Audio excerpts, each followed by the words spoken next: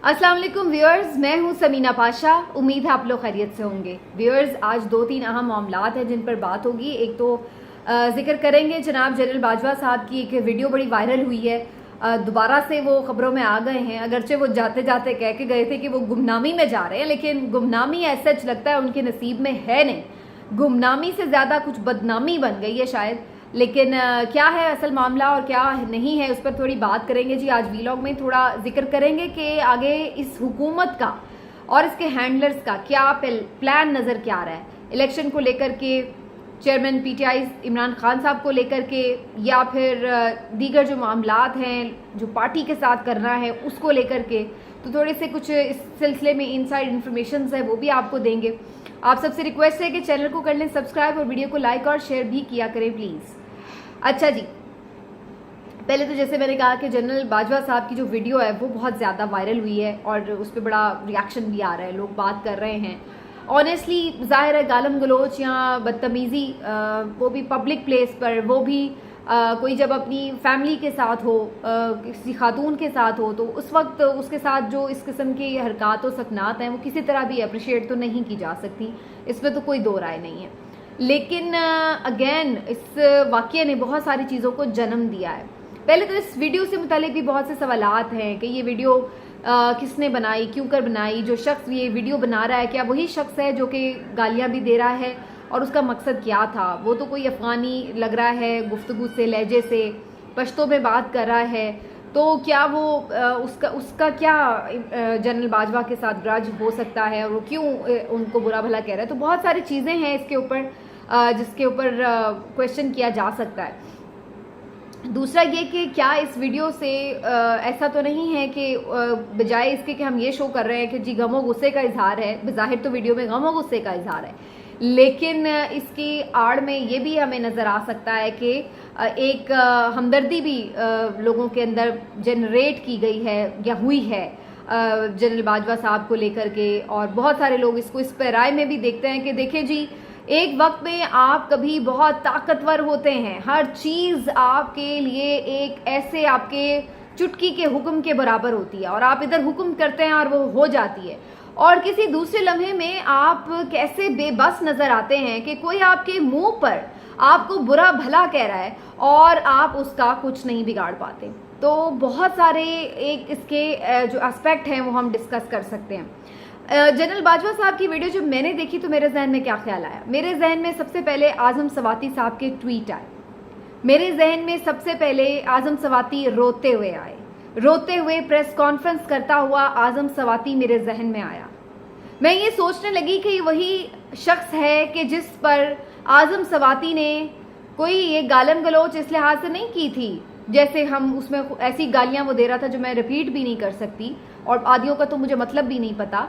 लेकिन जो उसने बात की आज़म सवाती ने, वो क्या बात कर रहा था, उन्होंने ये अपने ट्वीट में लिखा कि जी आपने चोरों डाकुओं को NRO 2 दे दिया और आपने ये सारा मामला किया कि पूरा एक टोला चोर डाकुओं का मुसल्लत कर दिया, पॉलिसीज़ पर तनकीद की, आपके एक मुबैना तौर पर जो आपका एक किरदार हो सकता था सारा इस हवाले से, ये जो इस वक्त पाकिस्तान जिस क्राइसिस का शिकार है उसके ऊपर तनकीद की, और उसकी पादाश में उस शख्स को कितना जलील किया गया, कितनी उसकी तजलील की गई, उसको कितना मेंटली फिजिकली टॉर्चर किया गया, क्योंकि आप इस मुल्क में थे, यहाँ जहाँ पर डंडे का राज है, यहाँ जहाँ पर आप खुदा बनकर बैठे हुए थे, और यहाँ आपने उस एक शख्स की ट्वीट के ऊपर उसकी पूरी फैमिली को शर्मसार तक कर दिया।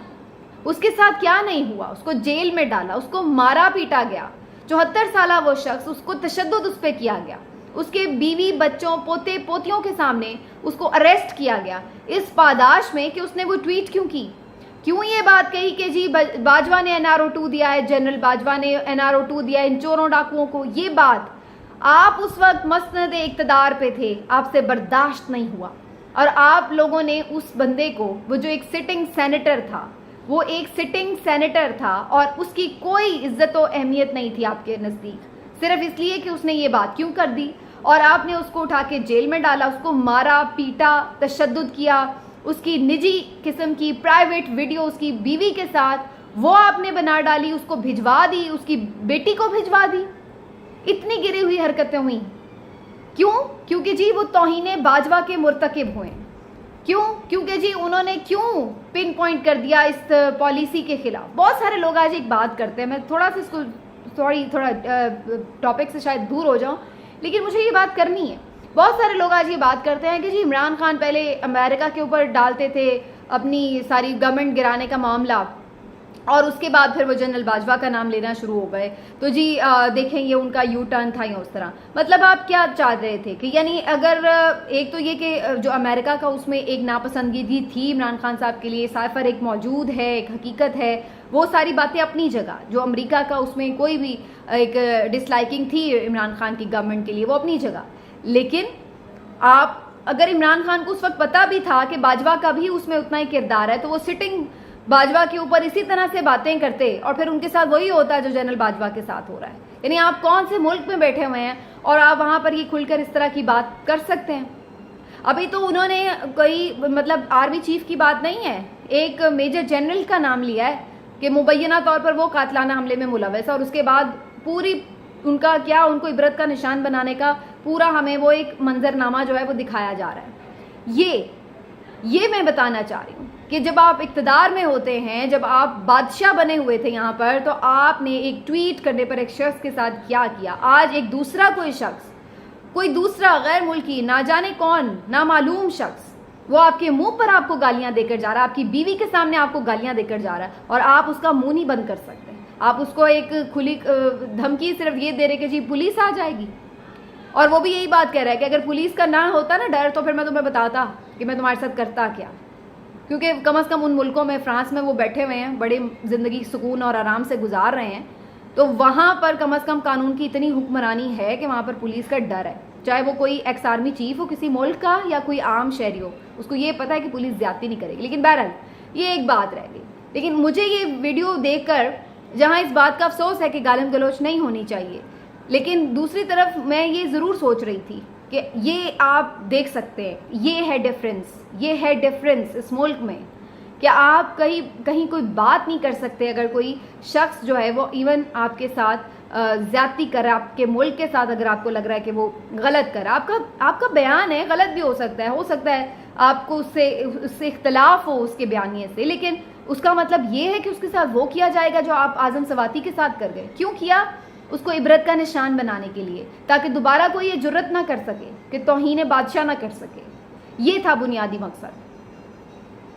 बहुत सारी ऐसे आपको मिसालें और मिल सकती हैं, लेकिन फिलहाल उसके बाद काफ़ी इस पे बातचीत हो रही है कि जनाब जो बाजवा साहब हैं वो उसके बाद चले गए, और बहुत सारे लोग इस बात पे बात कर रहे हैं कि वो वहाँ कर क्या रहे हैं, फ्रांस में बैठे हुए हैं। जी हाँ, बिल्कुल, हमारे मुल्क को तो इस आग में झोंका हुआ है और हम इधर भुगत रहे हैं। ईद इस हवाले से भी हो रही है कि किस तरह से हमने यहाँ पर अपने मुल्क को एक पुलिस स्टेट में बदल दिया है। यहाँ पर पुलिस जैसे चाहे लोगों के घर फलांग रही है, उनको बगैर वारंट के अरेस्ट कर रही है, लोगों की घरों के अंदर से चीज़ें तक उठा रही है। ये तक नहीं सोच रही, कोई बुजुर्ग नहीं देखती, कोई बच्चा नहीं देखती, कोई खवातीन नहीं देखती, जो हाथ लग रहा है उसको पकड़ के ले जाते हैं।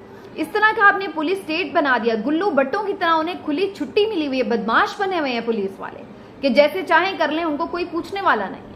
ये है इस वक्त सिचुएशन, और पूछेगा कौन? अदालत बेचारी तो अपने आप मुश्किल से अपने पांव बचाती फिर रही है इस वक्त। तो उनका ये हाल हुआ हुआ है ना, उनके फैसलों की कोई अहमियत है।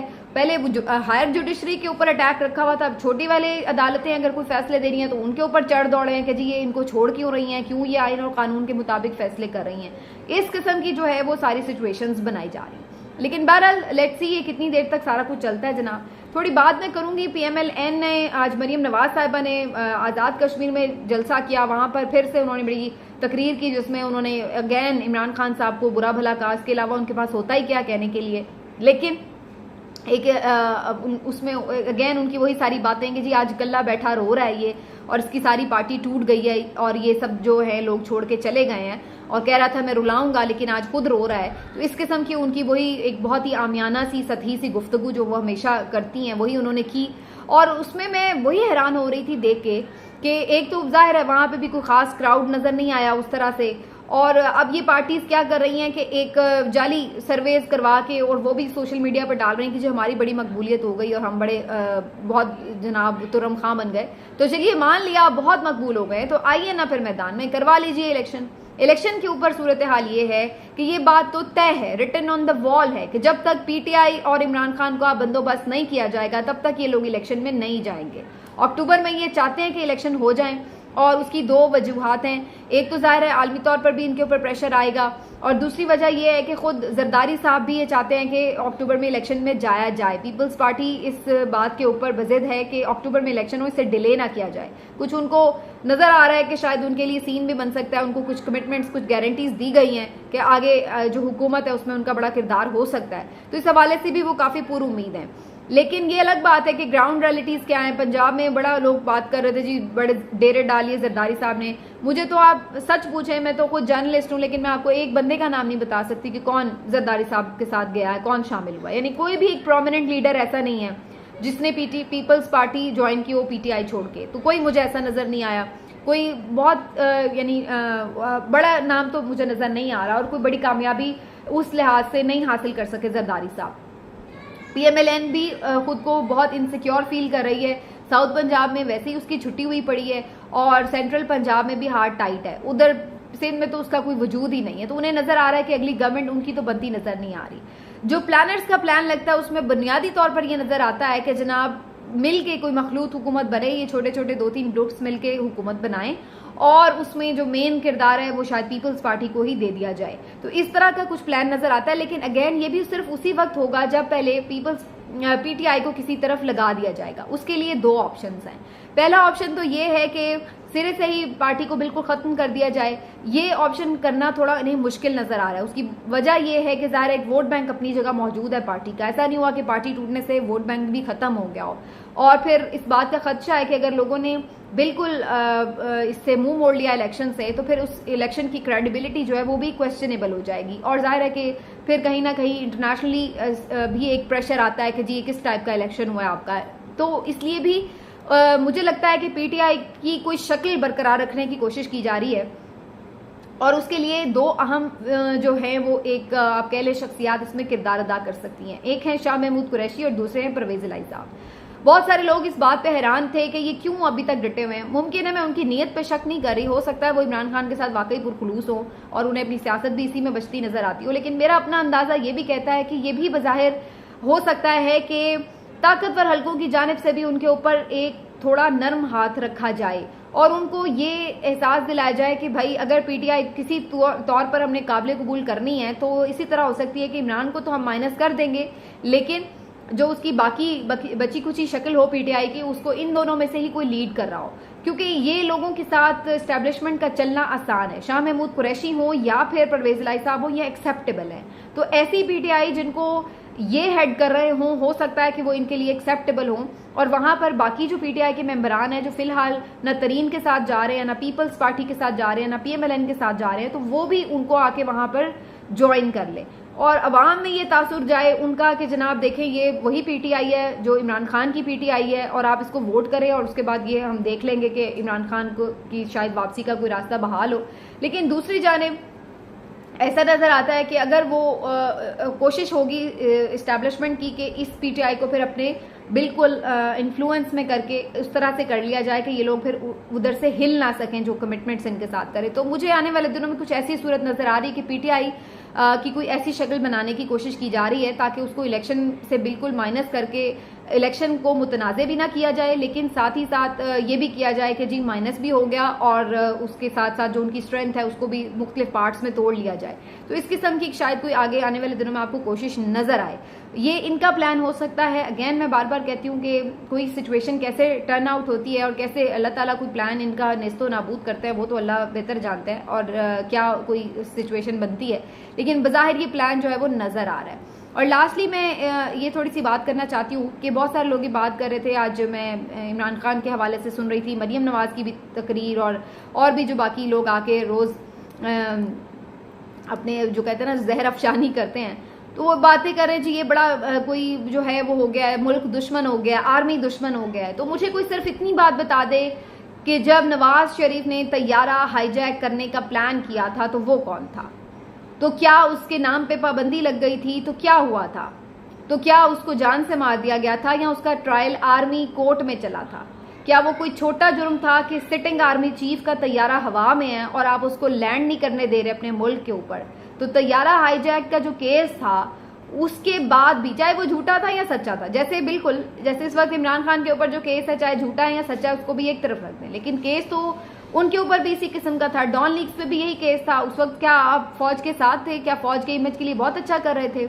जब आप army chief, sitting army chief का तैयारा हवा में लटका छोड़े तो तब आप बहुत मुहिब्बे वतन थे, और आज इमरान खान जो है वो बहुत गैर मुहिब्बे वतन हो गया, बड़ा गद्दार हो गया, या बहुत उसने कोई जो है वो आपके नज़दीक ऐसा काम कर लिया कि उसको आर्मी एक्ट की तरह, तो फिर नवाज शरीफ को भी करते ना आर्मी एक्ट का ट्रायल, उनको क्यों नहीं उसमें डाला गया था उस वक्त आर्मी कोर्ट के अंडर? तो ये आज ये लोग बातें बढ़ चढ़ के कर रहे हैं लेकिन अपना माजी भूल चुके हैं। लेकिन ये माजी इतनी जल्दी लोग भूलते नहीं हैं, हर चीज़ रिकॉर्ड का हिस्सा है, हिस्ट्री का हिस्सा है, और वो निकल निकल कर इनके सामने आती है। यही वजह है कि आज लोग इनकी बात को बिलीव करने के लिए तैयार नहीं है, क्योंकि जब आपके कॉल ऑफ फेल में तजाद हो, जब आप इस तरह के माजी के बोझ के साथ लेकर चल रहे हों चीज़ें, तो फिर बड़ी जल्दी वो चीज़ें खुलकर आपके ही मुंह पर आ जाती हैं। बहरहाल मिलते हैं अगले वीडियो में, अपना ख्याल रखिए, अल्लाह हाफिज़।